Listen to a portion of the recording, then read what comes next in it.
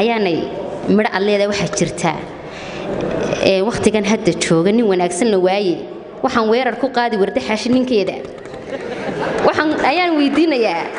warda xaashininkeeda maxaa ku dabadhigayaane su'aal walaashay amal gelin ayaa I weydiisay waa igumay adkaynin ilaahay khayr siiye waxay tiri warda xaashininkeeda maxaa laga siiyaa warda xaashi ninkeedu waa nin wanaagsan horta wax wanaagsan lama daayo ama qof wanaagsan lama daayo marka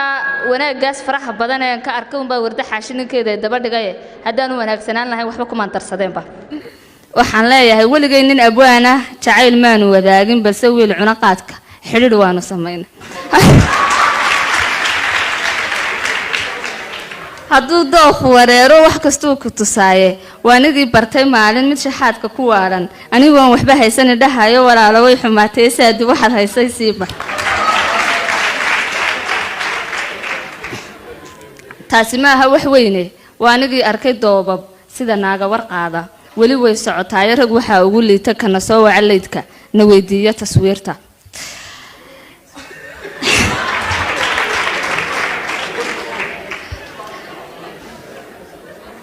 wali way socotaay rag waxa ugu liita kana soo wacaleydka na weydiiyo taswiirta waqtigan hadda jooga nin wanaagsan la waaye waxaan weerar ku qaaday ama aan la waraagi warda xaashininkeeda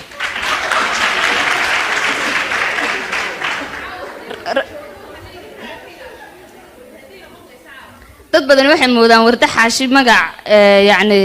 qof yani jira laakiin gabar kasta oo nin wanaagsan haysata oo waxaan ku uriyay qiimo badan oo aftahana oo daanyeer ma odhanayo deeqsi ah waxaan